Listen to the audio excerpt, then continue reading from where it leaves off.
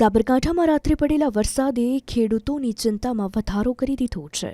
Himmatnagar marketing yard ખાતે મગફળી લઈને આવેલા ખેડૂતો હવે ચિંતિત બન્યા છે, કારણ કે હિંમતનગર માર્કેટ યાર્ડમાં આવેલા 2 શેડમાં ખેડૂતો દ્વારા વાહનો પાર્ક કરવામાં આવ્યા, જો કે બીજા અન્ય વાહનોને ખુલ્લી જગ્યામાં મૂકવા પડ્યા। ખુલ્લી જગ્યામાં રખાયેલા આ વાહનોની મગફળી પલળી ગઈ છે। અચાનક વરસેલા વરસાદે ખેડૂતોએ મગફળી બચાવવા દોડાદોડી કરી, પણ ઘણી મગફળી પલળી ગઈ છે। ખેડૂતો પાસે પ્લાસ્ટિકની તાડપત્રી હતી, તેઓએ મગફળીને ઢાંકી પણ હતી, જો કે જેની પાસે વ્યવસ્થા ન હતી તેઓ માર્કેટયાર્ડ ખાતેથી નવી તાડપત્રી લઈ વરસાદથી મગફળીને ભીંજાતી અટકાવી। અનેક ખેડૂતોને મગફળી પલળી જતા હવે ભાવ ઓછા મળવાની ભીતિ સેવાઈ રહી છે।